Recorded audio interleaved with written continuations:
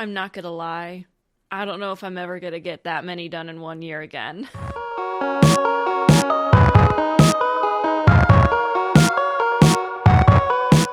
What's up, everyone? Welcome back to the channel, and today we are going to be doing a tier list. This is my first tier list video, but we are at the end of 2024, which means it is time to talk about every single new anime that I watched this year. So let's go over the rules of what animes will be included in this specific tier list. So these are all the animes that I started and finished or caught up with in the year 2024, with one or technically two exceptions. I will be including an anime that started in October of 2023 in this because it ended in like April 2024 and I didn't include it in any of my wrapped stuff from last year, so I will be including it in this year. And then there is one that I did start this year but is not done yet. Blue Box will be included in my anime wrapped next year just because I don't feel like it's technically right to rank that anime yet when I don't know enough about it. While some technically have the same amount of content, they're still like on hiatus or something like that, so I feel like I can include it. But Blue Box, since it's still airing and it will be until the spring, I'm going to leave that for next year. Also, there were 3 animes that I started in a previous year that had a new season this year. That was Demon Slayer, My Hero Academia, and Nier Automata.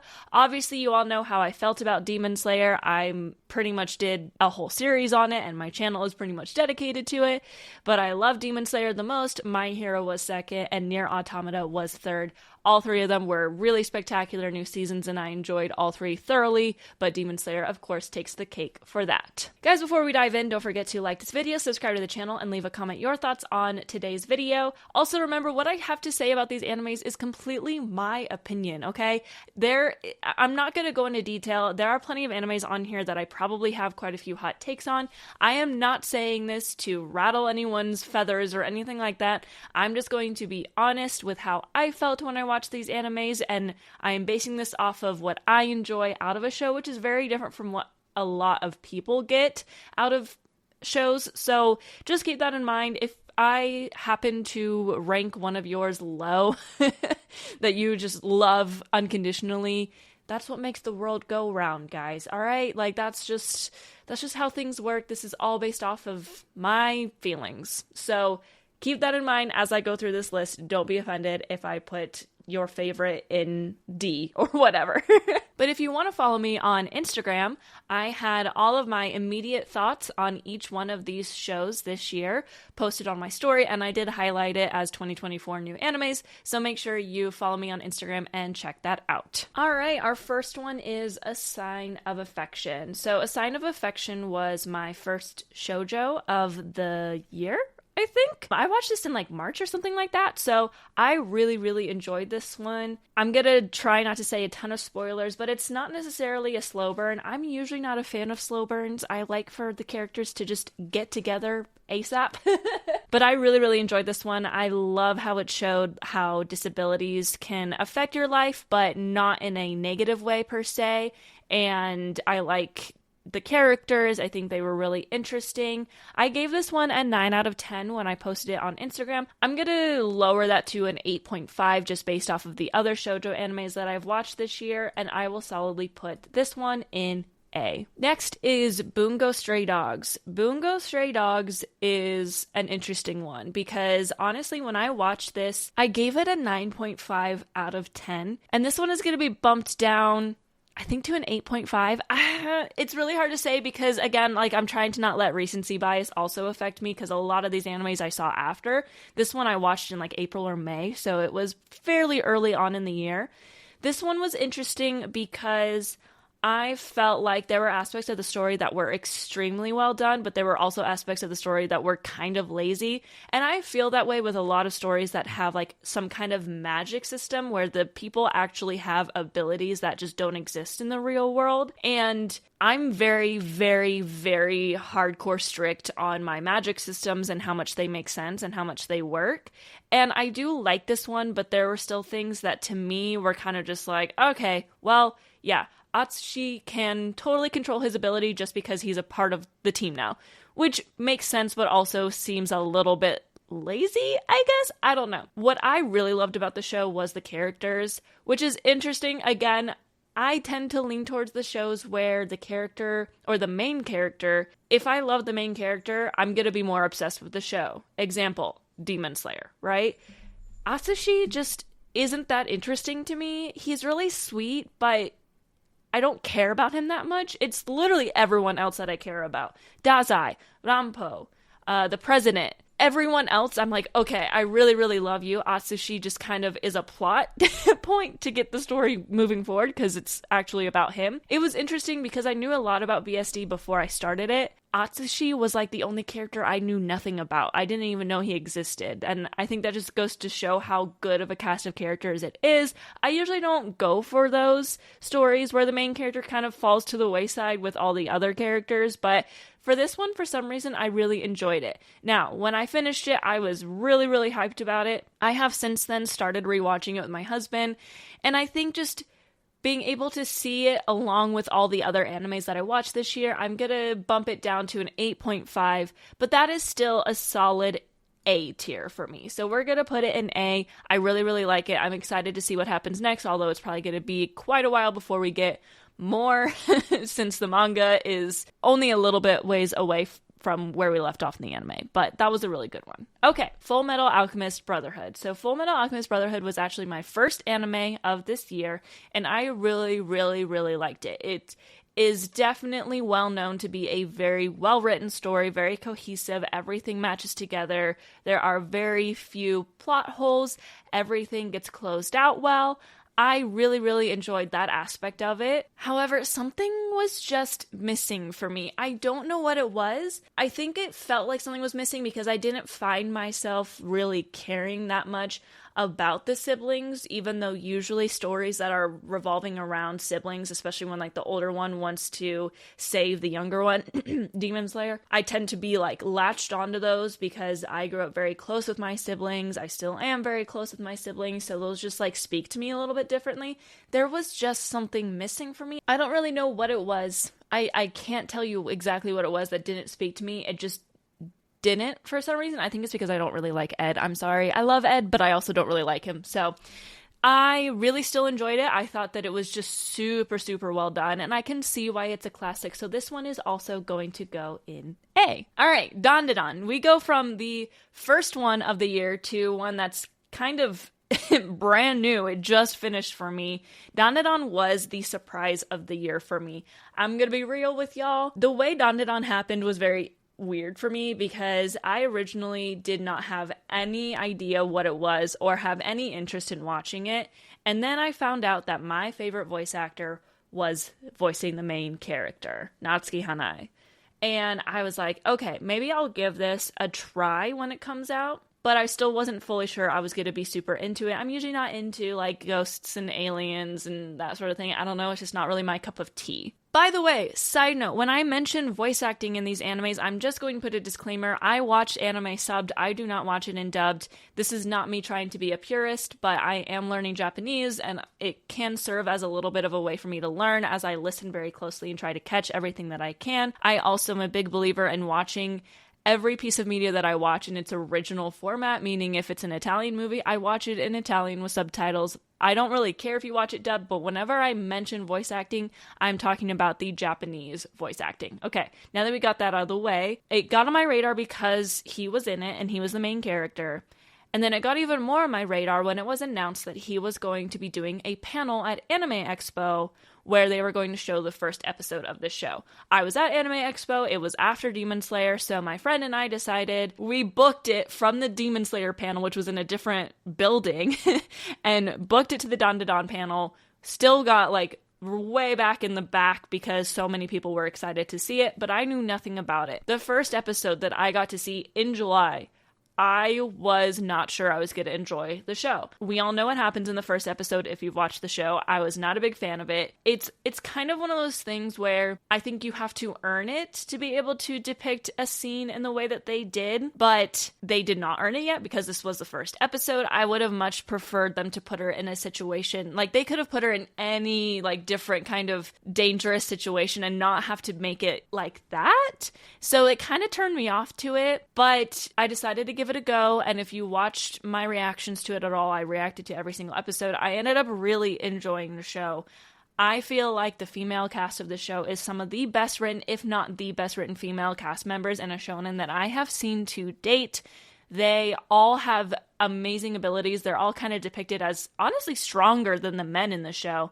And while Okarun is my favorite character, I would say Momo is just such a good protagonist. I would say she's the main character, and there's still a lot to learn from both of them. I feel like their powers progressed at a good rate, even though they was still fast. It still made more sense than some other shows, and I really just thoroughly enjoyed this show. I could still do without like that first scene in the first episode, and I don't like where we're going with the season finale with Momo being put in a situation like that yet again with different characters. I thought they were aliens, but I guess they're not. They're just creeps. I don't know why we had to keep bringing up that specific thing. I don't mind all the other funny like adult jokes about balls and that sort of thing. I think that's funny. I just don't like the bookends of it. That being said, the show far surpassed my expectations. Do I think it got a little overhyped at times? Yes. I got really annoyed after episode 7 when everyone was like, this is the anime episode of the year, and I was like, it's not. But it was very good. So Dandadan is going to be, even though I had a few misgivings, this is going to be the first one into S tier. Truly, I really enjoyed the ride, and I am very much looking forward to season 2 in July. I am very tempted to pick up the manga, but I'm trying not to because I did reactions. I want to stay anime only on it. Erased. Okay, so some people might say that I cheated a little bit at the end of the year in order to cram to get 30 animes done by the end of the year. I did a lot of super short one and dones that were like 10 to 13 episodes, and Erased was definitely one of them. I have had so many people tell me to watch this for years, and I was sitting on my couch on a Saturday. I was home alone. My husband was visiting his family, and I was like, what can I do that's going to fill today's time? And I was like, I'm going to watch Erased. And I am so glad I did. This show was so good. I've heard a lot about it being a masterpiece, and it definitely was. If you're into the thriller, kind of playing a game while you're watching it, as in you're trying to figure out who the killer is, they don't really reveal who the bad guy is until about episode, I think it was like episode 11 or so, where we finally find out who the bad guy was. I'm just gonna say it, I called it in episode 3. I had bad feelings about the person that ended up being the bad guy in episode 3. I was like, it's them. And I was right. Even though they continued to try to throw me off, I stuck with it. I was like, no, it's him. And I was correct. Erased was so good. I would highly suggest anyone who watches anime needs to sit down and give it a try because it was just so well done from start to finish. I hear that the ending was a debatable topic when it came out. However, I felt the ending was just fine. It made sense. It wrapped everything up well for me. So Erased is also going to go in S tier. All right, this is going to be the first one that definitely I know is a hot take because I did a review on this and the dislikes are more than the likes on it because everyone took offense at me saying that I didn't really like this show. So sorry. It just wasn't really my cup of tea. Now this one is Blue Lock. So I do like it a little bit better now. Since I reviewed it, season 2 has come out and just finished. I literally watched the season finale last night. I enjoyed season 2. I enjoyed it much better than season 1, even though I know a lot of people didn't like season 2 because the animation was not that good. It's a sports anime. At the end of the day, I don't care if the animation is god tier. I want a good story that I can relate to. I cannot relate to this. Even though I did sports, I am a figure skater and I competed in figure skating for 20 years. The premise of this show is too dramatic for me. I understand them being dramatic because if they lose this game, then they have no hope of ever playing for Japan ever. However, getting to that point, like the whole idea of Blue Lock is just so incredibly dramatic and over the top for me. I like the shows where it is a team effort and I can love these characters because of their development with other characters, that sort of thing. So it just doesn't speak to me. I understand why people love it. It just wasn't really my cup of tea. Season 2 did salvage a little bit. However, the end of the season still reminded me that it's going to kind of go back to what it was, where it's just like every man for themselves. I still don't really love the main character. I think he's kind of boring. My favorite character from season 1 didn't get a ton of screen time in season 2 either, and he kind of just was non-existent for the second half. I just have a lot of issues with it, but that's just me. It's just not something that really speaks to me. hot take, I'm putting it in D. I'm so sorry. Kotaro Lives Alone is up next. So this one was something that I just threw together very quickly because I wasn't expecting to watch it. I just had time to binge it. It was a little bit difficult to get through at first. However, it hit me really hard in the second half. I think it's because I know people in my life that actually had a very similar childhood to Kotaro. So it was like, oh, like thinking about the people that I know going through that in their childhood is really difficult. And like, you kind of get the idea. Kotaro lives alone. He's like 5-6 years old and he lives alone. I won't spoil anything else in the story. It's really, really cute. It really got me in the second half. It was tough to get through at first, but it ended up really catching me in the second half and was just really adorable. It definitely makes you like feel something, whether you know people that have had similar childhoods or not, or you had a similar childhood. It's definitely going to get you in the feels. I hope there's a season 2. I felt like the ending was still very open-ended, but I'm hearing that there might not be. That being said, this one's going to be our first B. I liked it. I enjoyed it. I'm not like reaching to try and watch it again or anything like that. It wasn't like some amazing story that just had me like, oh my gosh, right? So this one is going to be B. Okay, up next, Akudama Drive. This was not what I was expecting. Now, this is very similar to another anime that I watched earlier in the year that I will be actually ranking next. So I'm going to actually do these two together because we have Akudama Drive and then we have Cyberpunk Edgerunners here listed next to each other. So I'm going to kind of do them together because the premise of these shows felt very similar to me. These are two shows that on the internet are kind of known as masterpieces that are really, really well done one and dones, where we really spend our entire time with the bad guys. Now, I don't tend to go for those kinds of shows. I'm going to make a video about like my feelings on watching anime to change you or to change the way you think compared to watching anime for entertainment. I think that people just tend to be on this side where it's like, if you don't watch anime to change and to change your challenge your thought process, you must not have a deep life. I think it's kind of the opposite of that. I tend to watch anime for entertainment because my life has plenty of nuance and deep through it. Like, I think deeply in life in general. I don't have to have an anime in front of me that makes me think that way too. I also have a job and like my husband has a stressful job. Like, we both are constantly using our brains throughout the day. When we sit down to watch anime, we tend to lean towards things that is going to entertain us a little bit more than it is going to challenge us. That's just my thought process on it. Both of these are kind of more on that side of like they're trying to challenge your thought process because they both are clearly trying to show how human people are even when they're considered the villain. I'm going to say I liked Akudama Drive a little bit better. I'm not exactly sure why. I just feel like I found the main character a little bit more interesting because she wasn't necessarily evil ever. She just kind of got roped in and had to stay with them in order to protect her own life. And both of these shows, the ending was the ending. I will just say that. There's no way there's going to be more material. But it also kind of showed the dark reality of these people who are human and have good in them, but choose the wrong way of life and be the villains. What is inevitably probably going to happen to them. So I'm going to put Akudama Drive and Cyberpunk Edgerunners in B. I enjoyed both of them. They're both very well done. Just for me and what I enjoy out of an anime, I'm not going to be reaching to watch these shows again anytime soon. Okay, now we have My Happy Marriage. So My Happy Marriage is probably my second favorite shoujo of the year. I think I watched a total of 5 shoujos. I was not a shoujo girly before this year. I think I kind of totally am. I love romances that just have me kicking my feet. My Happy Marriage was different though, in the sense that it had me crying every single episode. I love the two main characters. I love both of them. I'm so excited for season 2 to start. I can't really say anything outside of I love this show.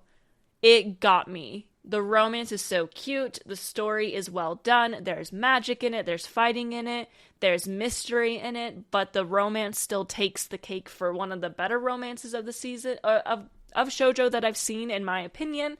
And this show just had me in shambles. I cannot wait for season 2 to start here in like a week. This is an S shoujo. Everyone should watch My Happy Marriage, okay? All right, up next is Blue Exorcist. Now, Blue Exorcist is also interesting because technically it's currently running. It is in its season 4? Season 4, I think. And season 5 is like about to start. They're doing like 2 consecutive cours.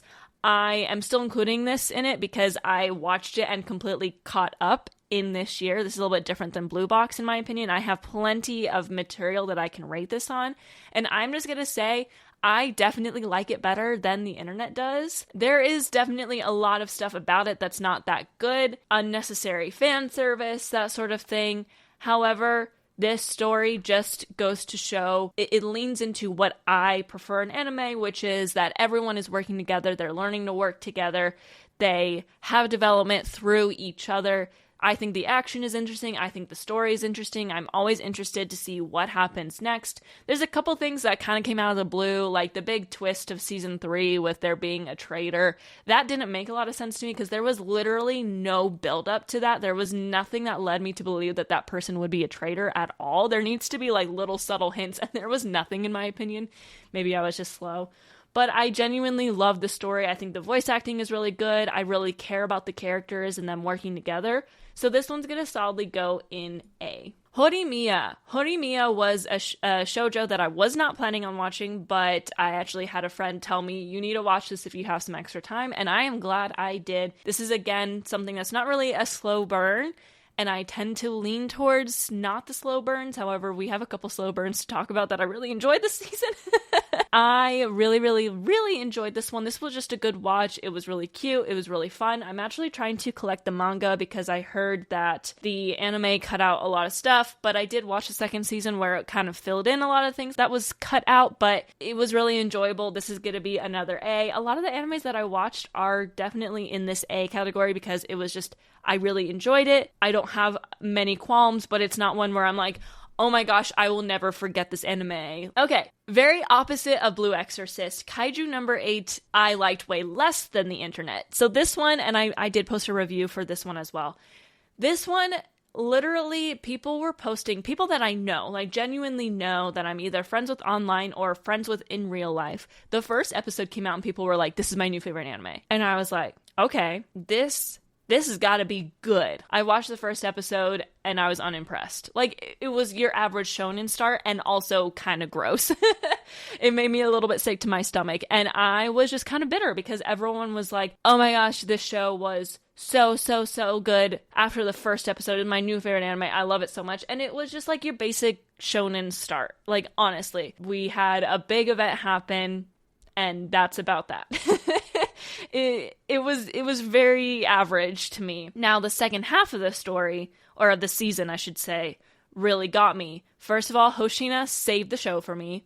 I also like Kafka. I will say I love the fact that the main character of this shonen is in his 30s. It is way more relatable as a 28-year-old than, you know, all these shonens that just have like high school age kids. Like, I'm not going to relate to a high school age boy ever. I was never in those shoes. I might relate to a high school girl because I've been there, but that was 10 years ago for me, so I don't really relate to them anymore. I can relate to a 30-something-year-old man that, like, feels like the time clock is ticking, right? So I really, really enjoyed it. It just, the internet genuinely somewhat ruined it for me. So I'm going to put Kaiju number 8 in B. We'll see how I feel after the next season airs, which that will be in 2025. Next, Violet Evergarden. I had heard so many people talk about how much they cried watching this show. And at first I was like, I mean, it definitely is a very just emotional show. Like, everything about it, the art style, the music, the voice acting, just the characters in general, you can tell it's designed to make you emotional. I'm gonna be real with y'all. It did not hit for me until episode 10. And episode 10 hit me. If you know, you know. Mom and daughter letters. Okay, that was, I'm like tearing up thinking about it. Like, I was sobbing, like hiccuping, sobbing. Not many shows can do that to me. That was just like a lot. That was really, really well done. It was a very emotional show, very beautiful. You love the characters, you care about them. The movies are beautiful. So Violet Evergarden gets a solid A. Windbreaker. Okay, Windbreaker was good. I don't have a lot to go on.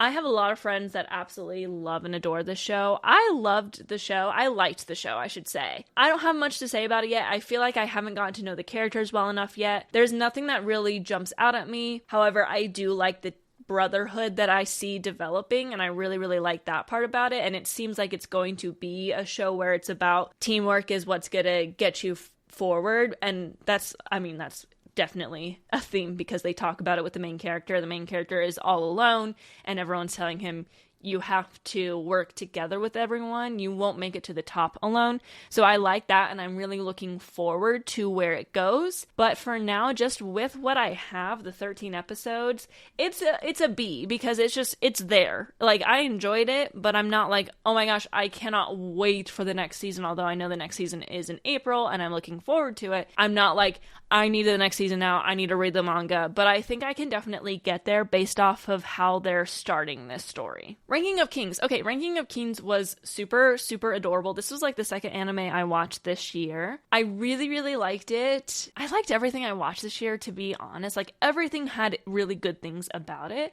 I felt that the story, the second half of the season, fell off, though. There were so many things that just didn't make sense to me and came out of nowhere. There was like a character redemption arc, but we never built up to the redemption. We were just suddenly okay. And I was like, wait, did I miss 5 episodes explaining why this character is suddenly fine, even though I legitimately hated her the first half of the season? So there was definitely good and bad things about it. I definitely would protect Bocchi and Kage with my life. They are adorable. I do love how it also, kind of similar to A Sign of Affection, depicts disabilities and makes them still strong, and there's a lot of really cool nuances within it, but I just didn't find myself loving it as much as I had hoped. It was good, but it's a C. I definitely liked it better than Blue Lock, I will say, but it wasn't what I was hoping for. Going from one of the first animes of the year to one of the last ones, Odd Taxi. Once again, I just picked up because my favorite voice actor is the main character, and I was like just trying to find something to fill my 30 anime quota that I gave myself by the end of the year. I literally just finished this maybe not even a week ago. At first it was like, okay, what's this about? Like, I don't get it. And the poster makes it kind of look a little bit cheesy and very unassuming, kind of looks like a silly anime almost. My goodness, did it hit me at the end. I was crying. I was shocked. There's a big twist at the end that I was not seeing coming at all. Like, not at all until it happened. And I was like, no freaking way. And it just made you kind of reflect on your life as an adult. This, again, was kind of nice because the main character is like in his 40s and he's just living this very like drab life as a taxi driver. He tries to find excitement in all the wrong places. There's multiple stories happening, but they all end up intertwined. It was very interesting. I really, really enjoyed it, but I also at the same time am not like, oh my gosh, I want to watch that again, or I'm going to just completely, like, I'm going to tell every single friend that I have to watch this show. So it's going to go in B. I highly suggest it. I would say definitely watch it if you're thinking about it, but it's not like a show where I'm like, you have to watch this sometime in your life. If you never see it, you never see it, but it was very, very good. I'm just going to say this now. This is an S anime. Fruits Basket, my God. I was not expecting, okay, I got to adjust my seat for this one. Fruits Basket, it had me in a chokehold. This anime is in my top 3 animes of all time. It goes Demon Slayer, Attack on Titan, Fruits Basket. That is my top 3 animes. This is a show that I watched, and then I immediately looked at my husband and I said, we're watching this together. Unfortunately, he did not like it nearly as much as I did. However, he liked it in the second half. This show has a lot of tropes that I hate. I hate love triangles, and I don't love slow burns, and it had both of it, but the way it was written was so well done because this is a shoujo and the main plot is romance. However, the way it developed the characters in this story was just... I am someone who... The story could be like a 5 out of 10 story, but if the characters are 10 out of 10, that show means everything to me. I care so much about the characters in a show more than the plot. That's just me. That's probably why, people will go, oh, it's clear that you like Demon Slayer then. I think the plot of Demon Slayer is way better than a 5 out of 10, and I think the plot of Fruits Basket is way better than a 5 out of 10. However, each character was so well freaking done. Toru, I would protect with my life. Kyo and Toru, for life. I could go on for hours and hours and hours about this show. I was crying every single episode. Like, season 3 was just a sob fest for me. I was just like, I can't do this. I like tried putting on makeup that day, and then it came off like halfway through watching season 3. So I'm already trying to rewatch it again with my friend when she gets to season 3. Somehow managed to have a lot of tropes that I hate and still make me absolutely love and adore the show. Absolutely S tier anime. Speaking of S tier, Haikyuu. So this is going to say a lot about me because I put Blue Lock in D. I'm putting Haikyuu in S because I loved Haikyuu. I did not think I was going to like it at all. I was sobbing by the end of season 1 for them and crying throughout the show for them. This is a show where, as an athlete, I love watching it because they are in a position that we all are in. I think what differentiates Haikyuu from Blue Lock is Blue Lock just feels so unrealistic because the situation they are in, no one would actually do that to sports people, maybe. I don't know. I never got that high level. I guess I can't really say. Haikyuu I can relate to. I love the bond between the team and that I'm never feeling like I have to pick and choose and that one person might just be gone the moment I decide to like them, that sort of thing. I know like Blue Lock was designed, I guess, to be the antithesis of Haikyuu, but Haikyuu to me just reigns so supreme. It's not even funny. I don't mean to compare it, but they're easy to compare because they are two very popular sports animes. But my God, Haikyuu was just such a wonderful ride. I care so much about so many of the characters. Nishinoya is my favorite. I love him. Like, every time he's on screen, I'm just like, that's my son. He's just so positive and sweet. And Hinata and Kageyama, I love their dynamic. I love how well developed all the other schools are, even though I still only care really about Karasuno. I still like a lot of the other characters in the other schools. So Haikyuu was a highlight of the year for me. I put BSD ahead of it when I watched BSD right after, but I think Haikyuu, when I'm looking back and thinking about how much I just love the show, Haikyuu is gonna go in S because I think it's number 4 on my list. I think it's my 4th favorite anime. I guess we're at the end of the year. I need to really look at my top 10 animes and make a top 10 now. Video coming soon. But I loved Haikyuu. It was so freaking good. As a figure skater, I know it has nothing to do with figure skating, but like doing sports throughout high school and that sort of thing, I felt for them way more than I ever felt for Blue Lock because Blue Lock just felt too unrealistic to me. Okay, another S tier anime, The Apothecary Diaries. This is one that I watched just a couple months ago, and when it was airing, I had a lot of friends watching it and saying that they absolutely loved and adored it, but I put it off for some reason or another. I don't really know why. This is a 24 episode show. I planned to watch it over the course of like 2.5 weeks and just do like 2 episodes a day for a little while. I finished it in 3 days. Like, I could not get enough of this show. This is another slow burn. Again, I hate slow burn romances, except when they're done this well. The Apothecary Diaries is a shoujo, and at the end of the day, the romance is the main plot of the show. However, it doesn't always feel that way, and I like that about it. There's a lot of mystery involved with it, just with the like daily crimes that she's solving, but also the mystery of Jinshi's character and kind of Mao Mao's character, the development of all the characters.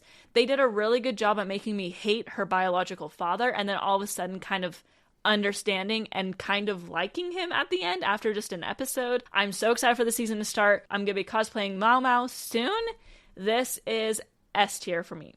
Okay? I loved it. Soul Eater. Okay. Soul Eater was a wonderful journey with a very lackluster ending. I have a lot of issues with it, way more than something like Dandadan. I don't like how there's so much sexualization of minors in it. Dandadan, at least, like, at times, even though I don't like the fact that they keep writing in these bad situations for Momo, at least, like, it doesn't feel necessarily completely like fan service. Soul Eater was just straight up fan service of minors, and I did not like that. The story was interesting. There were a lot of plot points throughout the story that were really good, and then at the end just fizzled out completely, and I was like, bro. I know apparently the ending of the anime goes way off with the manga, but I don't really have interest in reading the manga. I've heard that the fan service is even worse in that, and it's just very like a product of its time. I do love Tsubaki. I think she was one of my favorite characters in it, but when all is said and done, I liked it, but it's gonna go and see.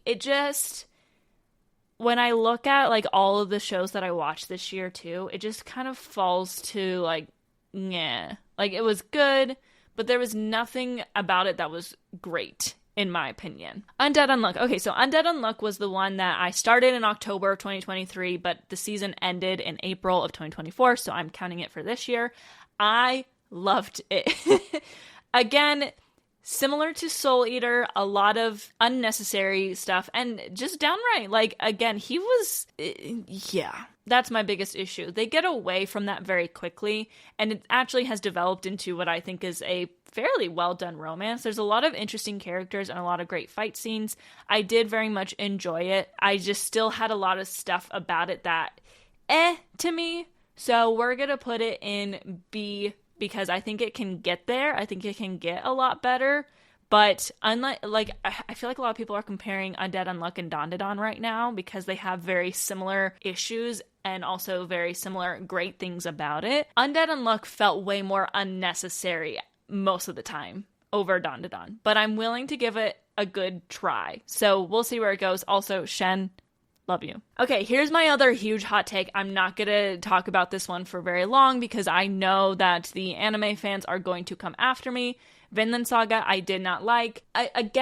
These shows where it's all about like how everyone's evil. Like Vinland Saga, every single character except for the one guy in season 2 was a straight up asshole, and I just don't like that. I will never love you even if you go through some kind of character development, but somehow all the characters start off as assholes, go through character development, and are still assholes. And I didn't like any of them, okay? And characters is the most important part, so if I don't like the cast of characters, I'm not gonna like the show. I felt like this story is great for the people who love to watch shows to challenge them and blah, blah, blah, blah, blah, but it was not for me. I'm putting it in D. Okay, Wistoria was a highlight of the shows that I was not expecting to be really, really good. No one's talking about this show, and I don't know why.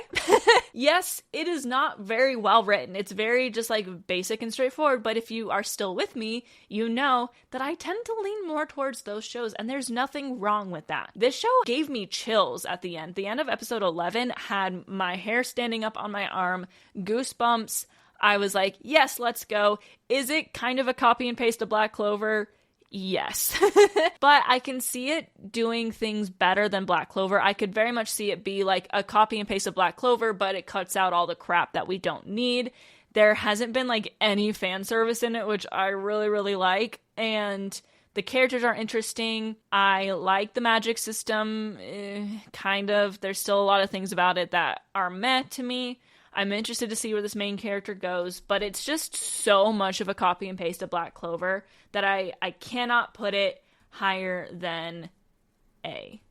But it was still very good, and I'm still very much looking forward to next season, which I believe is coming out next year. Okay, we're getting close to the end. I feel like I've been talking for a long time. This is what happens when you do so many animes in 1 year, and then you try and do them all. Frieren was so good. I love every single character. I cosplayed Fern. Love her so much. I think she's such an interesting character with a lot of development down the road. I love how emotional the story is written with really, really great action sequences and that sort of thing. And I'm going to say one thing negative about Demon Slayer compared to Frieren this one time. This is the only time you will catch me saying anything like this. Stark is everything I wish Zenitsu was. The scared, but behind all of that facade of being super scared is actually super strong and just needs to understand that. Stark is exactly what I wish Zenitsu was because it cuts the crap of the annoying screaming that just keeps Zenitsu from being a favorite character of mine. I will defend Zenitsu a lot. A lot of people just mischaracterize him altogether because he's annoying, but there, at the end of the day, is that annoyance factor to him that I just don't love. Stark doesn't have that like super over the top obnoxious annoyance factor, and therefore I like him, and I see Stark and I'm like, man, I wish Zenitsu was more like you.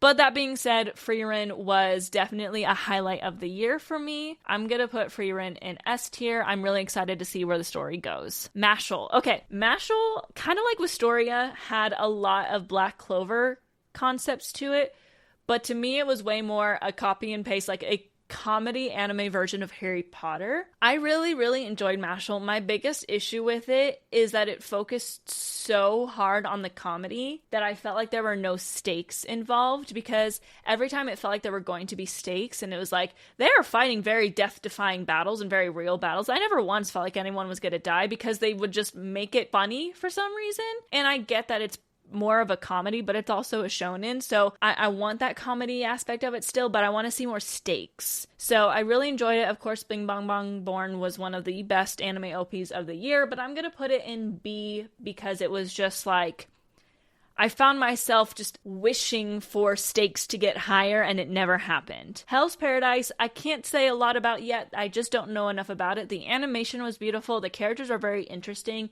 The main character reminds me a lot of Akaza for reasons. I can't go into detail because the reasons are kind of still manga spoilers for Demon Slayer, but it is what it is. I think this is going to be really good. I tend to lean a lot towards those stories that have a lot of sword fighting in it, but at the same time, it didn't like get me going and super excited at all yet. Like when it was recently announced that season 2 is coming out in January of 2026, I was a little bit disappointed, but at the same time I was like, it's fine because I'm not desperate for more content from it yet. So this is also going to go in B. I think it has potential like a lot of these shows, but it's not quite there yet. Solo Leveling is kind of the same thing. Now, Solo Leveling is about to get season 2. I literally just finished Solo Leveling, I think 2 days ago, and I enjoyed it. I like the idea of the gaming aspect of everything. I like how it's kind of a genius way to power up your main character without having to go through like arcs and arcs of training.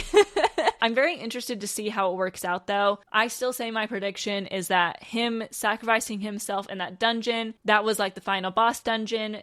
And ever since these gates have opened, they've all been living in the game, but because he sacrificed himself in the main boss dungeon, he is now the only one who is aware that it is a game. Therefore, he is the only one that can actually level up. That's my prediction. We'll see what happens. Again, I don't know enough about it yet to really give it higher than a B, but I am looking forward to seeing what happens next. The Duke of Death and His Maid. This one was, I think, my biggest surprise of the year. So once again, the reason that I watched this one was because my favorite voice actor is the main character, but I knew next to nothing about this when I started because no one really talks about it. It's a very under the radar shoujo in my opinion, but golly, I think it's one of the most well done full circle stories I've seen. And of course I also know the entire thing, which gives it a leg up over a lot of these shows that I only know so little about. I felt like the payoff at the end was one of the best I have seen. Everything worked out perfectly. There was nothing that didn't feel wrapped up. There were just some moments that I was like, okay, this is interesting. Like, there's definitely some unneeded fan service, although it is still kind of a theme of, like, how the two main characters flirt with each other, and it's kind of cute. And then it, like, tries to be a musical at times. Like, the main characters break out into song, but they don't commit to it, so it only happens, like, 3 or 4 times in the show, and is kind of random and out of place because of that. But I genuinely enjoyed this, and I'm trying to tell more people to watch this show because it was so cute and it was genuinely just super fun and very well done in my opinion. I don't care what people are going to say to me after I do this. I'm putting this in A tier. I enjoyed it. All right, and that brings us to our final of the year. Was not the final one that I watched, but I randomized it, but it is on 100. Okay, this one, I don't usually go for zombie shows, but I liked the premise of this one. It was super fun, but at the same time, there was nothing about it that had me going, I'm super excited about this. So that's really all I have to say about it. I put it in B because it was very colorful. It was very fun. A lot of people were talking about it when it first came out, but it didn't grab my attention in the way that I truly hoped that it would. So it's going in B. That's where it's staying. I enjoyed it. I need to see more. And I think most of the shows in B, most of them are I enjoyed it, but I need to see more. Or it was like a quick one and done where I just didn't have enough time to care a ton about the story. But that's it, everyone. That is my 30 animes of the year that I started and either finished or caught up to this year. Outside of Blue Exorcist, I'm technically not caught up with it, but Actually, I am, because I'm completely caught up with where it's at right now. This was a very, very busy year with lots of animes to watch. I don't think I'm going to get through 30 next year. I have a lot of other stuff happening next year. But overall, I did have a lot of fun just kind of trying out a lot of different things, trying out a lot more shoujo than I normally would, trying out some more seinen type stuff. But again, I will just say, if you are already got your hot fingers about how upset you are about how I ranked things, remember, this is just based off of me. I already told y'all I tend to lean towards shows that provide more entertainment than like mind-boggling nuance, because I have enough of that in my life. I watch TV for entertainment, and that is totally fine. That does not make me a less deep person than someone who watches anime for the deepness of it. But keep your thoughts respectful in the comments, but feel free to give me your thoughts on some of these animes that you've watched. And I think that's pretty much it. This has been a very long video, but this was a fun recap of 2024. This will be my last video of 2024 as well, so I'll see you all in 2025. Bye!